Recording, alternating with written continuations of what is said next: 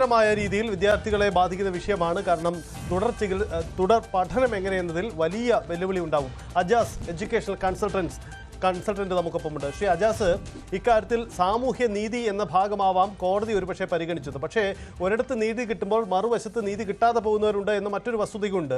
ഇത് പരിഗണിച്ചുകൊണ്ടായിരുന്നല്ലോ കേരള സർക്കാർ ഇന്ന് ഇത്തവണത്തിൽ ഒരു ഏകീകരണം കൊണ്ടുവന്നത്. പക്ഷേ കോടതിയിൽ ചോദ്യം ചെയ്യപ്പെട്ടതോടെ ഇനി എന്താണ് ഇതിൻ്റെ ഒരു ഭാവി ഉണ്ടാവാൻ പോകുന്നത്? എവിടെയാണ് നമുക്ക് പിഴച്ചത്?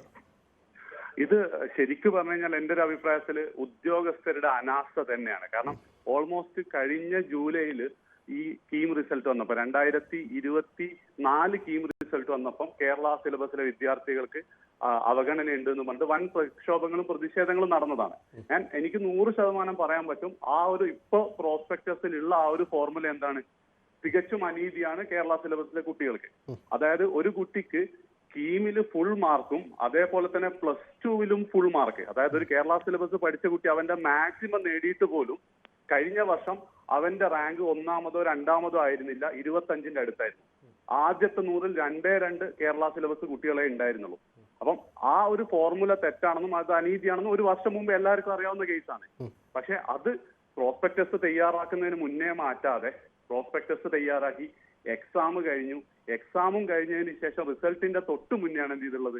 ഈ റൂള് മാറ്റിയിട്ടുള്ളത്. അതായത് ഗെയിമൊക്കെ കഴിഞ്ഞതിന് ശേഷം റൂള് ചേഞ്ച് ചെയ്യാന്നുള്ള ഒരു സിസ്റ്റമാണ് കൊണ്ടുവന്നത്. ഒരു സംശയമില്ലാതെ കോടതി എന്ത് ചെയ്യും? തള്ളുന്നുള്ളത് 100% ഉറപ്പായിരുന്നു. അപ്പം ഇനി എന്ത് എന്നുള്ളതിന് എനിക്ക് തോന്നുന്നത് ഇത് എന്താ പറയാ, കേരള സിലബസ് കുട്ടികൾക്ക് ഒരു വർഷം കൂടെ സഹിക്കേണ്ടി വരും തന്നെയാണ് എനിക്ക് തോന്നുന്നത്. ഉന്നത വിദ്യാഭ്യാസ വകുപ്പ് എന്താണ് തീരുമാനം എടുക്കുന്നതെന്ന് എനിക്കറിയില്ല. കാരണം എന്താ വെച്ചാൽ 2 പ്രശ്നങ്ങളുണ്ട്. ഒന്ന്, ഈ ഫോർമുല മാറ്റി എന്നുള്ളതാണ് ഒന്നാമത്തെ പ്രശ്നം.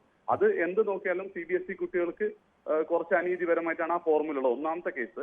രണ്ടാമത്തെ കേസ്, ഇതിൽ മാർക്ക് ആഡ് ചെയ്യുന്നതിനൊരു വെയിറ്റേജ് ഉണ്ടായിരുന്നു. അതായത് 300 മാർക്കാണ് ടീമിലെ +2 മാർക്ക് ബേസ് ചെയ്തിട്ട് ഇവർ കണക്കാക്കാറുള്ളത്. അതായത്